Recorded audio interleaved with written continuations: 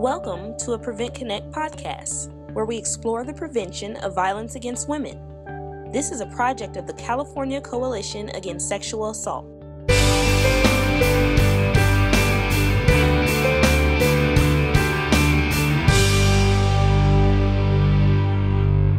Again, welcome. I'm Amy Kenzie. I'm the Sexual Violence Prevention Program Coordinator at the Minnesota Department of Health.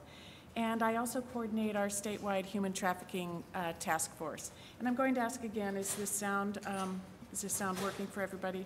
Okay, great. So I wanted to ask a quick question to see, is there anyone in the room that works with either state trafficking coalitions or state task forces in your states? Not personally, but my office. Okay. Do you know if you have them in your states? We're just starting. Okay, great.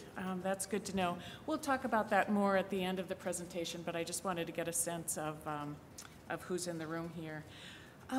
So what I really want to do today is share a bit about how folks in Minnesota are really starting to value and understand prevention and beginning to explore more about prevention action might look like and how we've been able to influence this over time, this shift toward prevention in Minnesota. So just so you'll know, this isn't a technical presentation. This is really an overview of the work that we've been doing in Minnesota based on a timeline. So the level wasn't listed in the description for this presentation, but I would really say it's sort of a beginner level, not an advanced level. So I also wanted to share that one of the reasons we've had success in Minnesota with our anti-trafficking work is because of years of really strong foundational work by actually we have 4 sexual and domestic violence coalitions, and also with public health. And we've spent years educating about the issues, root causes, trauma-informed care, and working with systems which set us up to be really well positioned in Minnesota to take on the issue of human trafficking. We've used this anti-trafficking movement as a public health opportunity to help folks to think about trafficking as the broader issue of sexual violence and domestic violence, and also to make prevention a priority. So this presentation is from an RPE program perspective, mostly my perspective of what this timeline looks like, and with a focus on prevention and what that work is in Minnesota. So my role with anti-trafficking work has really been as a convener and a connector and an advocate for sexual violence prevention. So that's the lens I'll be using for this presentation. And I do have an awful lot to share, so I'll be using my notes. I've got a lot of notes here. I just want to make sure that I don't miss anything. So I'll be talking from this timeline that I handed out. It's the legal size document. And let me switch the slide here. So it starts off with sort of a history of our Minnesota Human Trafficking Task Force. And then I'll talk about our work around safe harbor. By the way, is anyone here, do you have safe harbor laws in your state? A couple of yeses, that's good, thank you. And then I'll move on to our RPE work, which really I'll do some historical comments on that, just how we've been building this foundation to make our anti-trafficking work really pave the way so that people can better understand and invest in prevention. So our Minnesota Human Trafficking Task Force, this is a picture of one of our meetings. And I don't know if does anyone know Cordelia Anderson in the room? Yep, one. Oh, not so many. Cordelia Anderson is a national presenter or national trainer and a national prevention expert. And she's actually pictured here. I was sure everyone in the room would know her. I think, David, I think there's new people coming along all the time that maybe haven't met Cordelia yet. She's doing a session at NSAC. Right. She has 2 presentations coming up, I think 2 of them, at the NSAC. Anyway, so I also want to point out in the front row on the right is my daughter. She's a legal advocate with a domestic violence shelter, so she's in the picture, so I had to say something. Any moms in the audience? I'm a very proud mom. So the Minnesota Human Trafficking Task Force is a multidisciplinary group with advocates, attorneys, law enforcement, corrections, juvenile justice, healthcare, survivors, state government, faith community. I mean, this list really goes on. Child protection, education. We're very fortunate that we have a real diverse group that participates in this work in Minnesota. So in 2005, the Minnesota Human Trafficking Task Force was legislatively mandated and coordinated out of our Department of Public Safety from 2005 to 2011. And they really did a great job during those years coordinating the task force. There were about 60 members with probably a core attendance of about 30 people. And during this time, the focus was really to strengthen a number of Minnesota laws. And you'll see on your timeline, there's a number of statutes referenced throughout the timeline. And I just wanted to include those to give you a sense of this work. And they are hyperlinked for you to take a closer look. And when I say hyperlinked, this timeline will be posted on the website, so you'll actually be able to hyperlink. So watch for that. I think, David, this can go up too with the PowerPoint materials. Okay, great. So one of the statutes established in 2005 was requiring the Department of Public Safety to submit annual trafficking reports to the legislature. So the author surveyed law enforcement, healthcare, and service providers, and initially we really weren't seeing a lot of cases of trafficking in Minnesota. And over a period of time and with lots of training, people were beginning then to start to be able to identify trafficking victims. So in subsequent reports, the numbers are higher now. In 2008, the Advocates for Human Rights, which is an international human rights organization based in Minnesota, produced a needs assessment report with 26 recommendations to address human trafficking in Minnesota. And I mention this because it was a major report that really laid the groundwork for upcoming work around human trafficking. In 2011, this original legislative mandate sunset, but the members wanted to continue to meet because there was so much momentum around human trafficking in the state, and frankly, we really had just begun our work, so we wanted to continue. So I volunteered to take over the coordination of the task force through the Department of Health. And at this point, because the legislation sunset, the Human Trafficking Task Force became a network of, a statewide network of volunteers. And the Human Trafficking Task Force is stakeholder-led with some resources, such as meeting coordination, provided by the Department of Health. But it's still, again, because it's stakeholder led and it's sort of stakeholder kind of owned, and rather than being kind of owned by a state agency. So that has really helped us to bring more stakeholders in, like they really feel like they have a part in this movement. So I really saw this as an opportunity to bring the public health lens to this work, which previously had primarily been a public safety lens up until this point. So it was also an opportunity to talk about the issue as the broader issue of sexual violence, and looking at intersections, root causes, and conditions, as well as environmental factors, social norms, and of course, primary prevention. So our task force meetings are held quarterly, and they're live streamed across the state, and we generally have about 80 people attend in person, and probably about 25 people participate via live stream. And we have community groups, multidisciplinary community groups and task forces, local task forces around the state. And sometimes we get some of those groups that will live stream together. And this gives them an opportunity to watch all of our presentations and see how they might apply what they've learned in what was presented in their communities. So we have a steering committee made up of about 10 people, and this group, I'm part of this group, we plan our agendas and our meetings.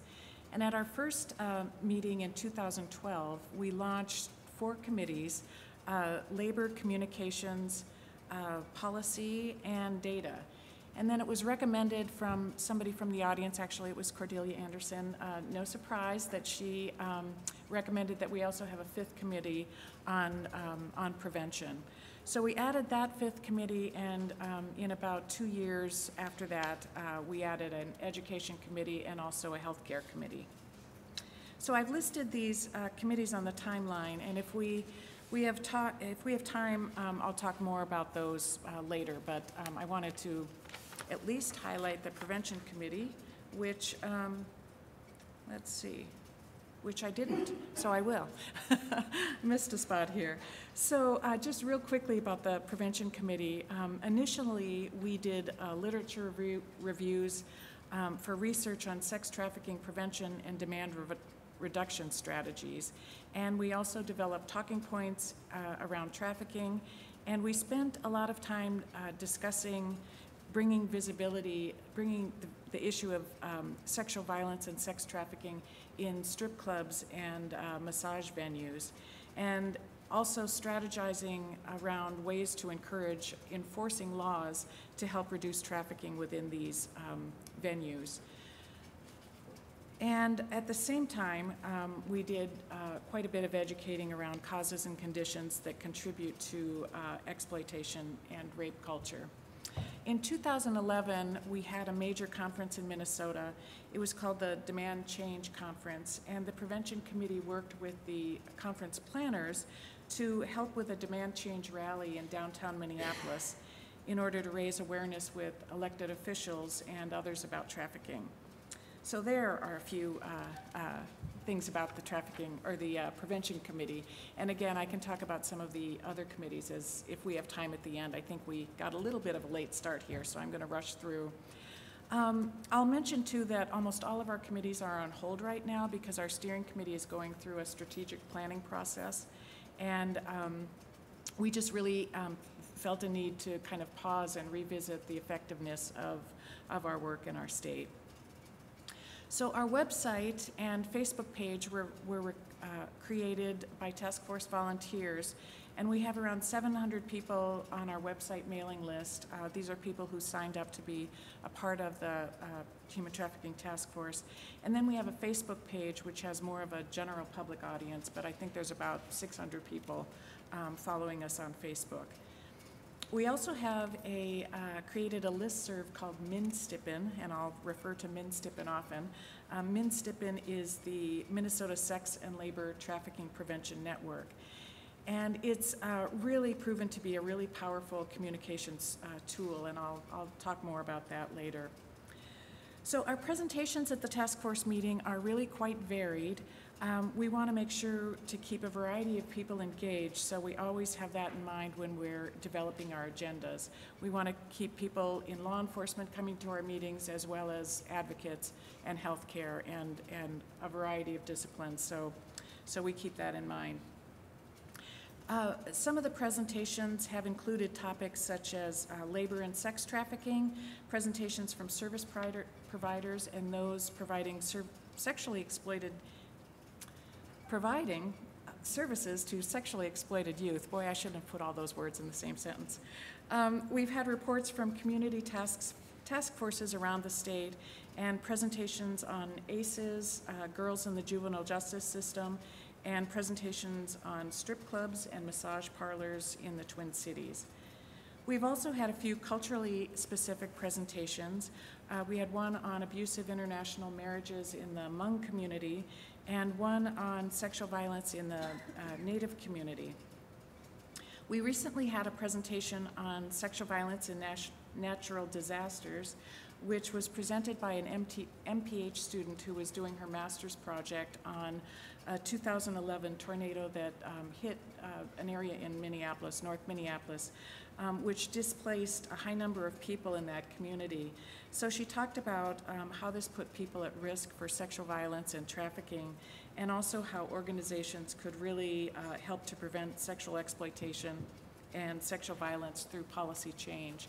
And by the way, one of the resources that she used for her project is called Sexual Violence and Natural Disasters. Has anyone seen that document? Are you familiar with it? It's on the NSVRC website. So you heard from David Lee this morning about the Move to End Violence program, MEV, which is a national social change movement. And over the past 6 years, we've had, it's 7 or 8, I believe, movement makers from Minnesota.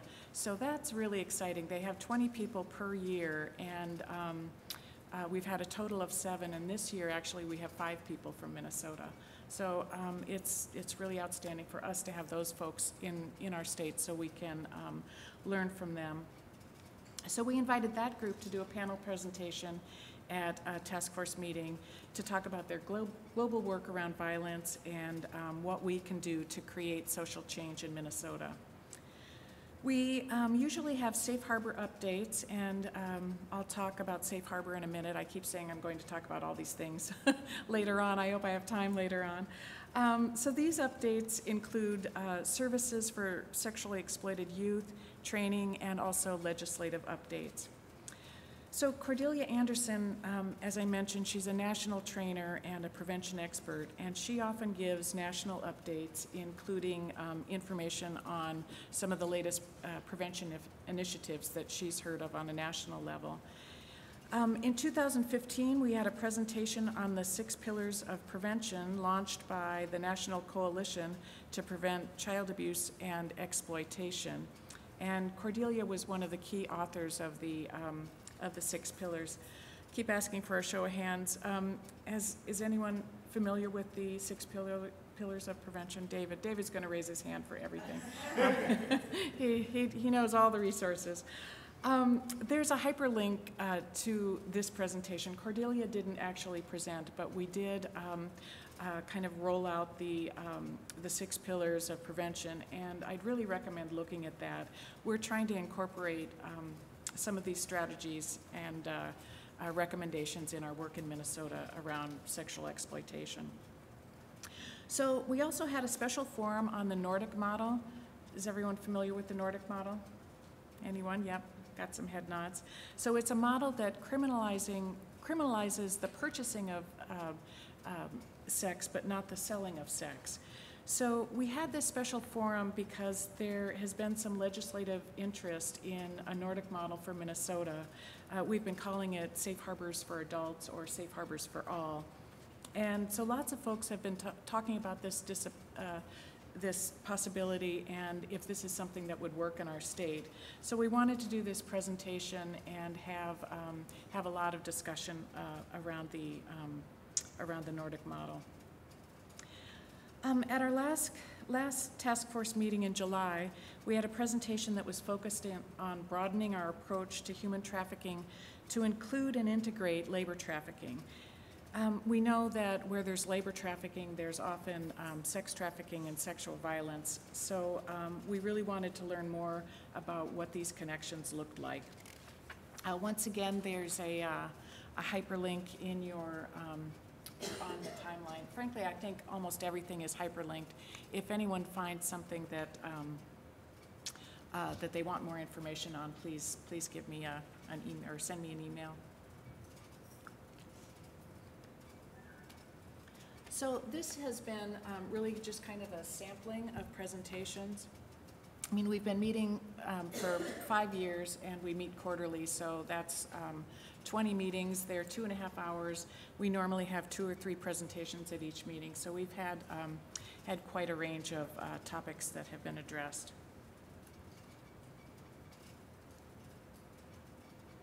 Oh, and I wanted to say also, if you're interested in live streaming for our Human Trafficking Task Force meetings, it's open to anyone. Out of state, actually, we do have some out-of-state folks that do live stream in. So feel free to go to our Human Trafficking website link. It's linked on there probably 30 times. You'll need to sign up. It will ask for your contact information, but if you sign up, then you can register for live streaming, and you can also sign up for our website or for our listserv if you're interested in that. And then also, if you don't want to watch participate via live stream, our presentations are archived, so you can always access those videos.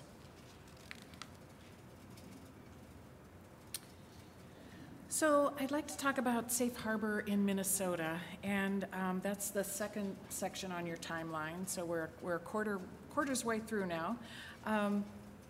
This is a map of Minnesota and the regions that were set up for providing services to sexually exploited youth. Safe Harbor is legislation that ensures protection from prosecution for youth and also services for trafficked youth. Minnesota passed our Safe Harbor law in 2011, and I also included a handout on Safe Harbor in your materials. And once again, we'll post that online as well. I apologize for kind of the distorted picture. I stretched out this, this picture to include it in the PowerPoint. But I wanted to mention that before Safe Harbor was passed, we have a County Attorney John Choi. He's in the center of the picture here. He gathered a number of county attorneys from the surrounding metro area, and they held a press conference, and they were all stood together on this. And they said that they would not prosecute minors for prostitution, that these youth would be treated as victims and not criminals. So this is important because this was a public declaration that really set the tone for future work in Minnesota. And it was a really important message for criminal justice systems folks and law enforcement that these are not bad kids, that these kids have been prostituted, these kids have been trafficked, and they're victims. So that started, I believe that's kind of a pivotal point. It really started to change the way we look at this issue in Minnesota. And I'll talk more about John Choi in a little bit because he's really now one of our major prevention champions in Minnesota, which is interesting as a county prosecutor. How many county prosecutors are prevention advocates in your states? He's just really been amazing. So Safe Harbor passed in 2011. So what we have now in Minnesota is state funding for safe harbors and a plan in place to provide services for sexually exploited youth.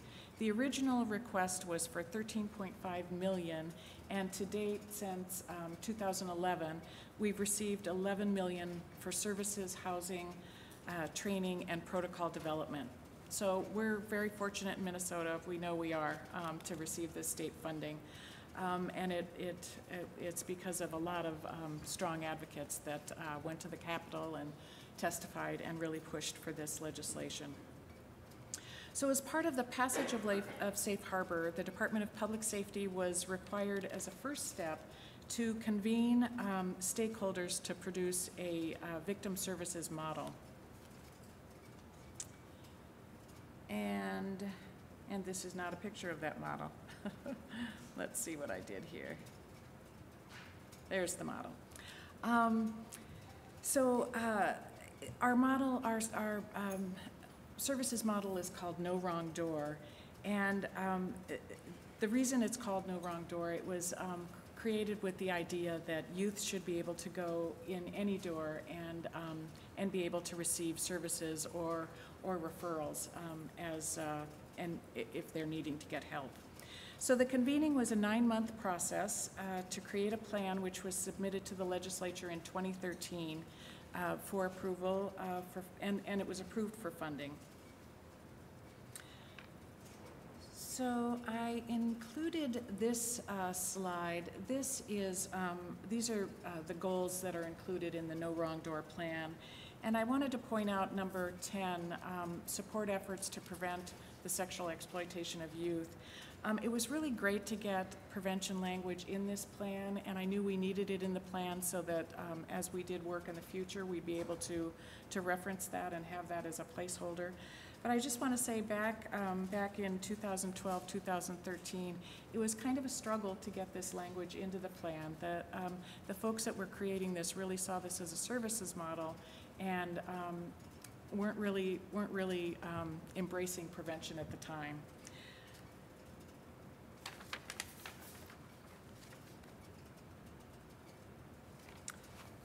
So the Minnesota Women's Foundation has been instrumental in this work. They provided a $12,000 fiscal note for the convening of stakeholders to develop the No Wrong Door plan. And without this funding, it was really unlikely that we could have moved forward. In addition to the support for the development of the No Wrong Door plan, the Women's Foundation launched the Girls Are Not for Sale campaign, which is a $5 million 5-year campaign to address sex trafficking of girls and youth in Minnesota. So our Safe Harbor Director, Lauren Ryan, she came on board at the Minnesota Department of Health in 2013. And it was really fortunate and strategic to have this position placed in public health rather than in public safety or human services, because this, once again, gives us this opportunity to use the public health model with this work. So our director started off by writing RFPs and awarding grants to organizations to create regional navigator positions. And that's this map, and on the flip side of your handout, it shows where they are and the types of services that are provided. So it's it includes the navigators and also the where there's housing services and other services as well. So we have 10 regional navigators and 2 tribal navigators, and so with navigators working in all regions of the state, collaborating with systems folks, that provide appropriate trauma-informed services for exploited youth. And with this safe harbor system coming into place, this gives us now this opportunity to work with these same systems and really try to incorporate prevention in addition to improving services. So this will be a major focus of our work in the coming years. We also received funding from the legislature to develop a safe harbors protocol manual. You'll see a link to this in your handout, and the protocol report will be released in October of this year, so it's not even available online yet, but it will be. It'll be released in October and presented at our October Human Trafficking Task Force meeting. So quickly about the protocol development, our Ramsey County Attorney's Office took the lead on this and partnered with our state coalition, their Sexual Violence Justice Institute, and convened work groups from a variety of disciplines. The protocol consists of tools, checklists, and other resources to help communities develop their own community-specific protocol. And I led the Public Health Committee, which included public health nursing, adolescent health, and other public health workers. In the public health section of the report, we'll focus on public health's role with sexual exploitation of youth and the strength of public health as a community partner. And the committee recommended partnering with local public health and home visitors, as well as including prevention as an equal priority in these community plans. And there were 16 other disciplines in addition to public health. There was law enforcement, child protection, mental chemical health, schools, tribal, housing, juvenile corrections. The list is pretty long there, and I think the list is listed there, but if it's not, again, that hyperlink will get you to that. So this is a really comprehensive protocol, and it's meant to be used as a guideline for communities and for the communities to individualize it for their community needs. Again, it'll be rolled out in October, and after that, after the rollout, MNCASA will move into the implementation phase of the protocol work. And once again, with this protocol work and moving into the implementation phase, it just really gives us sort of a nice in to work with these systems statewide. So this fall, we'll be creating a prevention webinar to build capacity for our regional navigators around prevention as they work with these systems. So lastly, I'll mention that there was also funding to train law enforcement across the state, and by 2016 there were over 3,000 law enforcement officers and personnel trained to address sex trafficking. So we hope to be able to find additional resources to continue some of that work.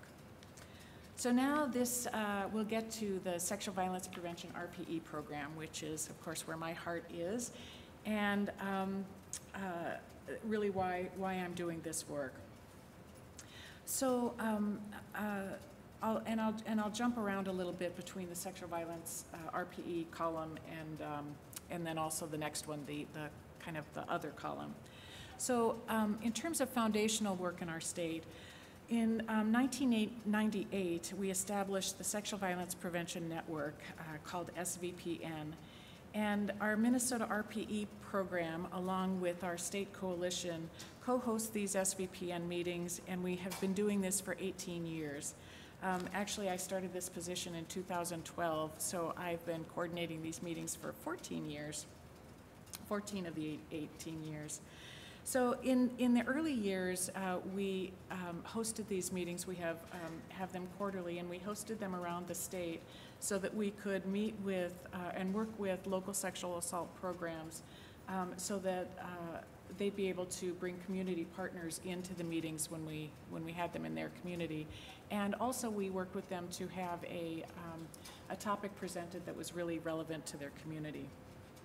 But with travel constraints and budget restraints, we now we don't travel around the state as much, but we have our quarterly meetings in St. Paul, but they are live streamed so that folks around the state can plug into those. We have three in St. Paul, and then we have one a year in Greater Minnesota. Just like with the Human Trafficking Task Force, these are live streamed, so you're welcome to, if there's a topic that interests you, you can sign up on the SVPN list, which is linked somewhere, and sign up to live stream for these meetings. We also have an SVPN mailing list, which you're welcome to sign up for. I sound like David Lee, don't I? I'm just promoting all these resources. I'm just calling on you, David, because you're there. So our mailing list provides information on meetings, conferences, research, and of course prevention, and of course Prevent Connect webinars. Our SVPN meetings are presentations, so you'll see them. I mean, they're called SVPN because we want to encourage networking at these meetings, so we provide time for that, but it's that networking piece and that presentation piece that we provide with the meetings. They are our recent meetings. If you go to our website, you'll see the topics that we've covered from back starting in 1998, but it's only been in recent years that we've been filming them, and so the recent presentations would be archived.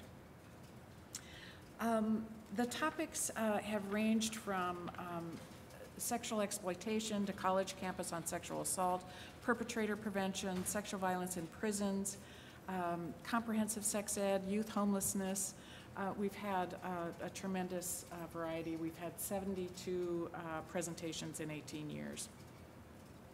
And we've had several SVPN presentations specifically on sex trafficking. And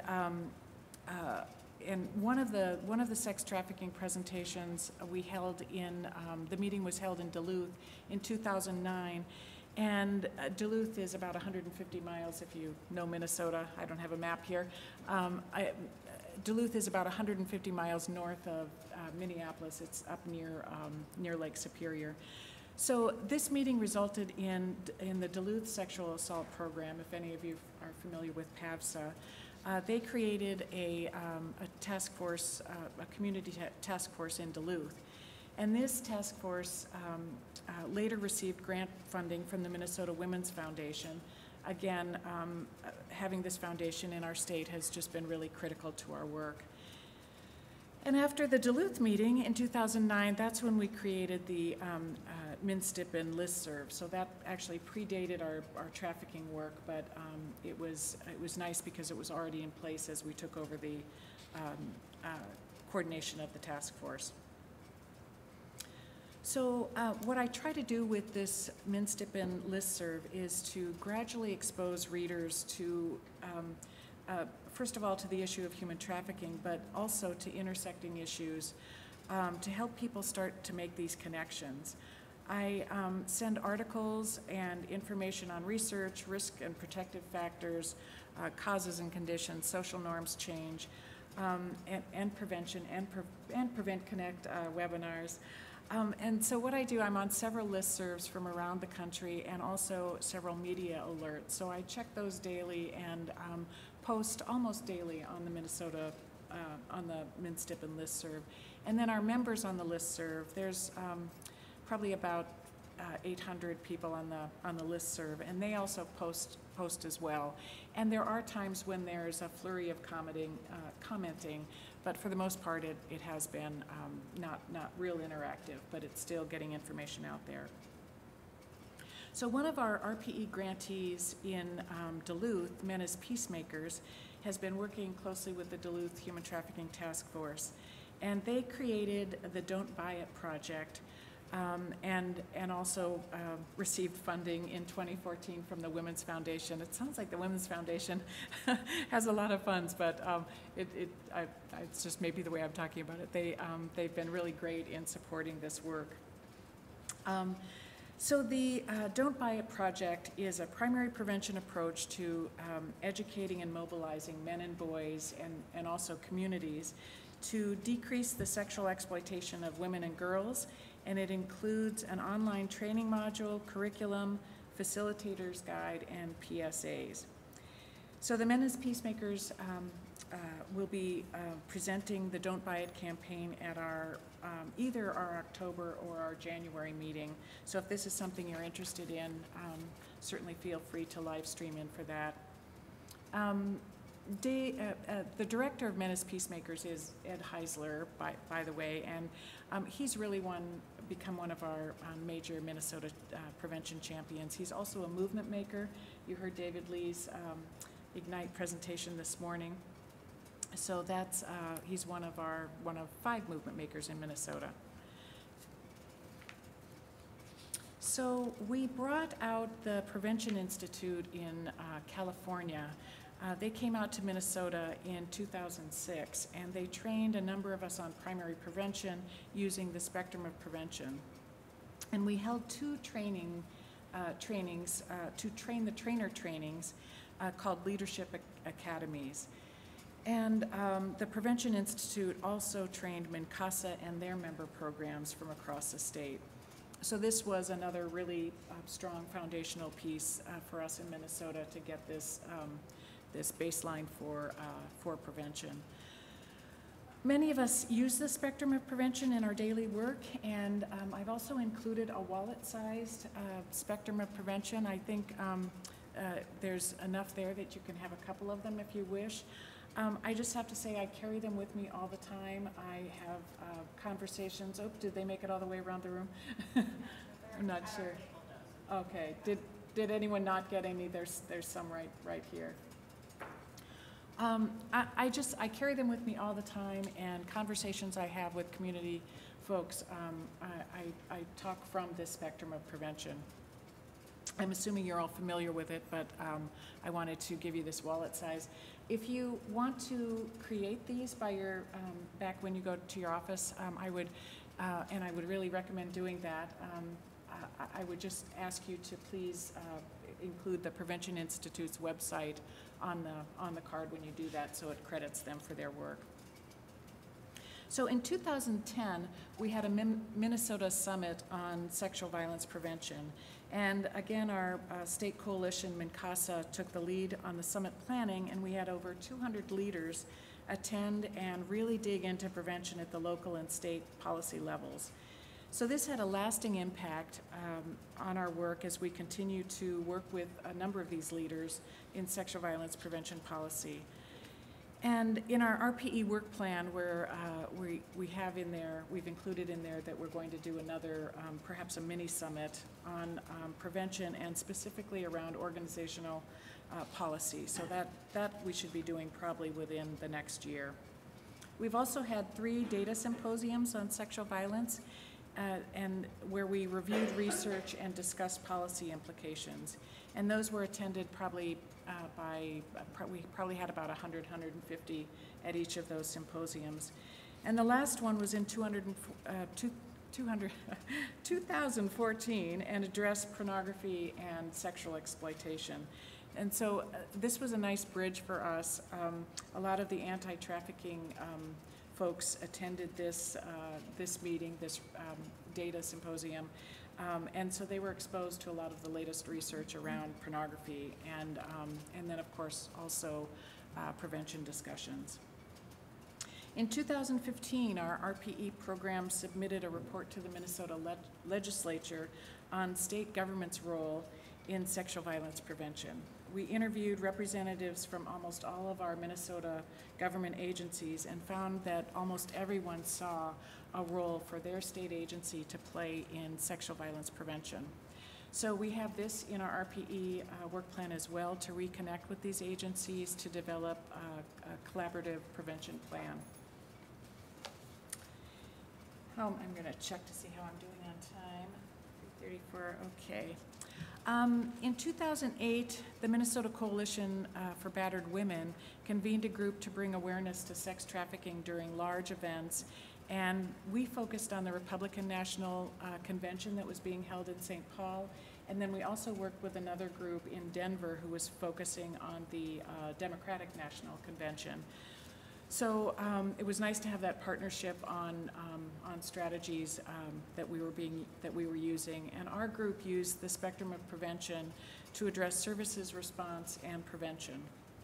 And another nice connection made there. There were people that attended this group. This was again way back in 2008, so it was early in the anti-trafficking movement. But there was early interest, and then those folks went on to work with the Human Trafficking Task Force. Another one of our key partners, Chuck Derry, worked with Winona County, which is a small county in southern Minnesota, and they passed a clean hotel policy and resolution which limits ability of county personnel to stay in hotels offering pay-per-view pornography. So this was really a major success. It led to numerous future discussions around the harms of pornography and the relationship to sexual exploitation, and also how we can use a policy approach to have a broad impact on prevention and changing social norms.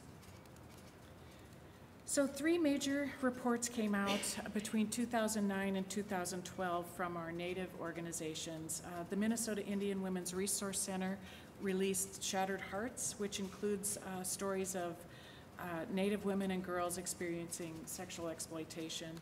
And additionally, the Resource Center in 2012 released a cost-benefit analysis report that found that for every dollar spent on prevention and early intervention, saved $34 of public health funds. So that's $1 spent saves $34. So that was a great report, and if any of you are looking at doing this kind of work in your state, I think it's a really great resource to take a look at. Actually, should mention in 2007, Minnesota did a cost of sexual violence report. It's not linked there, but it's on our website if anyone is looking or interested in looking at that as a resource as well. The Minnesota Indian Women's Sexual Assault Coalition released a research study called Garden of Truth, And they interviewed 150 Native women and talked about their experiences with trafficking and sexual exploitation. And I'm assuming that you probably know that Native women experience much higher rates of sexual violence and exploitation. So these reports really helped raise awareness about how this issue affects the Native community. We have 11 federally recognized tribes in Minnesota, and then two Native coalitions, domestic violence and a sexual assault coalition. Actually, another Move to End Violence movement maker, Nicole Matthews, is the director of the Indian Women's Sexual Assault Coalition, and she was in the program a couple of years ago, but there's two more then from her coalition that are movement makers in this year's program. Another major research study was done by Dr. Lauren Martin and Dr. Sandy Pierce called Mapping the Market for Sex-Trafficked Minor Girls in Minnesota. And this study, it's referenced on your timeline, it included a number of prevention recommendations. Also, Lauren Martin authored the cost-benefit analysis report as well. So I'm going to take a water break real quick. Does anyone have any questions while I'm water breaking? You know what I need is one of those, I don't know how many people in here are coalition folks or how many are RPE folks, but you know those rah-rah things they were using this morning? I think I should have handed some of those out. I know it's hard in the afternoon, y'all. I'm getting there. I'm almost done. So I just really want to share some of these highlights from Minnesota. So one really exciting thing that happened was the Minnesota Women's Foundation decided to extend their Minnesota Girls Are Not for Sale campaign. It was their first years were 5 years, and they extended it 5 more years to include prevention strategies, creating prevention strategies, and also focusing on reducing demand. So this wasn't in their original plan, but I believe because of shifting thinking and a focus toward prevention in Minnesota, and also hearing from some of our prevention champions like John Choi and Ed Heisler, the Women's Foundation took on this initiative. And they're also taking the lead on addressing trafficking at the upcoming 2018 Super Bowl in Minneapolis. And they've really decided to make prevention a focus for that. And I have to say that I've been doing this work for 12 years. I'm on that planning committee. I've been doing this work for 12 years, and I'm so often the lone voice for prevention in the room. And I was just astounded that there were probably 30 people in the room, and they were all saying prevention is equal to the response piece with addressing trafficking during the Super Bowl. So that was very heartening, and I really believe that it just affirmed for me that our foundational work has had an impact on people valuing the need for prevention. So I want to just talk a little bit about prevention champions in Minnesota, because they're the ones that really are kind of our movement makers, as David says. Cordelia Anderson, she's done a tremendous amount of work to help people understand the importance of prevention. She's been my mentor and has really done more for prevention in Minnesota than anyone I can think of. So if you see her listed in the, if any of you are staying for the conference, I'm hoping a lot of people are staying for the conference. If you can catch any of her presentations, please do. Otherwise, Google her. There's a number of her presentations that are available online. Another prevention champion is County Commissioner Jim McDonough. And Jim heard Cordelia speak a number of years ago, and he was so moved by her presentation that he went back to work and made a number of changes in Ramsey County.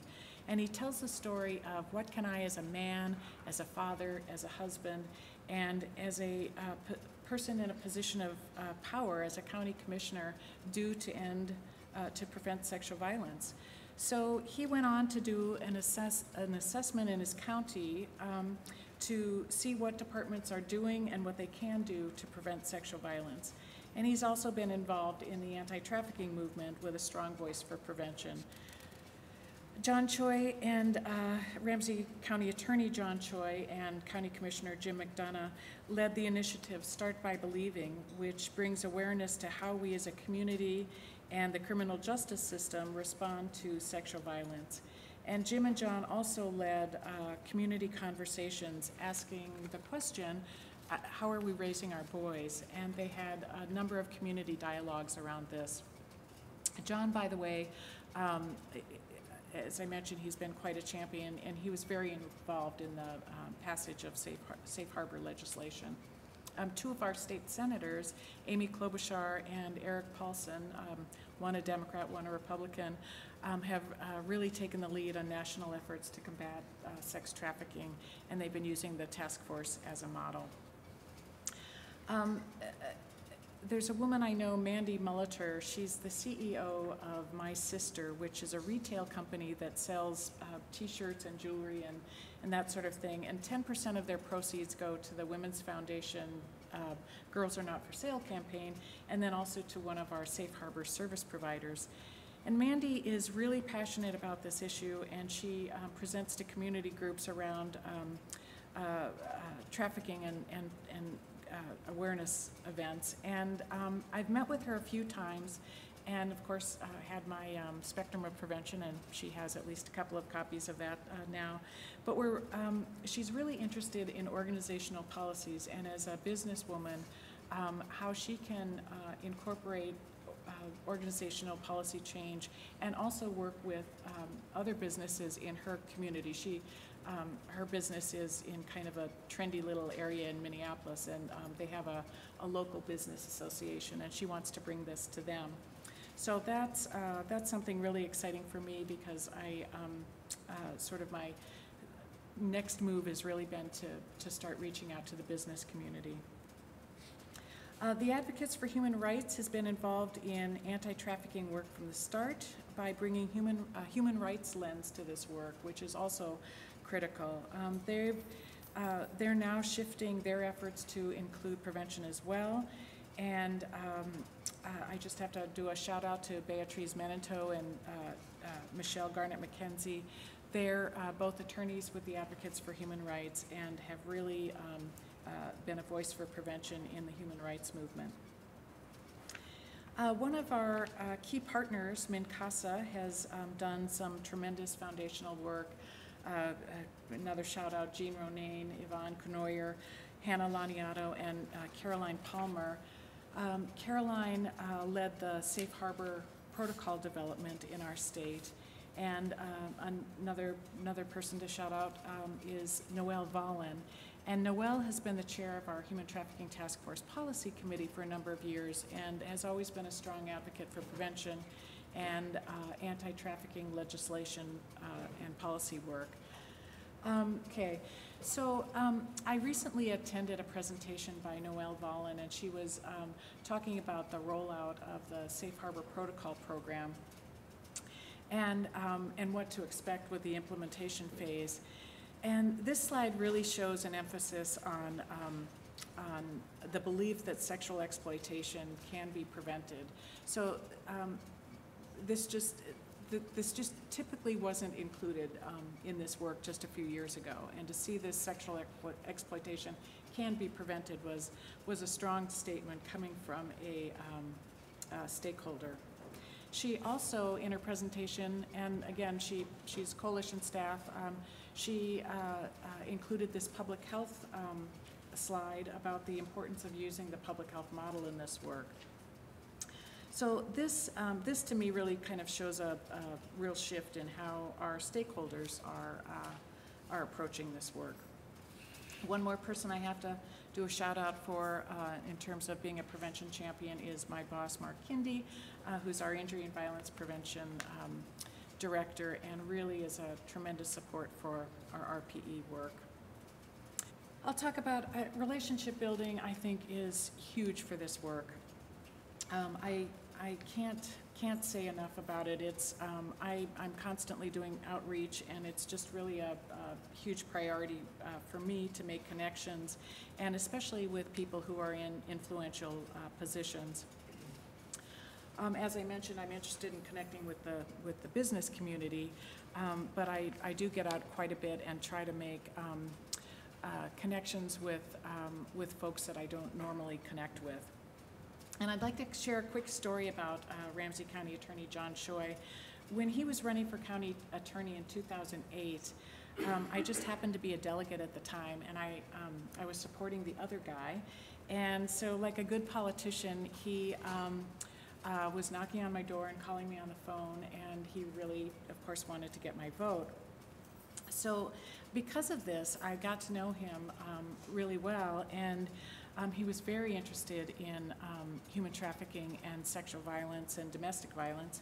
And so he asked me a lot of questions and asked me to add his name to our listservs and mailing lists. So I think because of this, he's learned a tremendous amount. He did go on to win the election. He is our Ramsey County attorney, and yes, I did vote for him. He often invites me to work groups now because of this relationship, and work groups and planning committees, and refers people to me as a resource.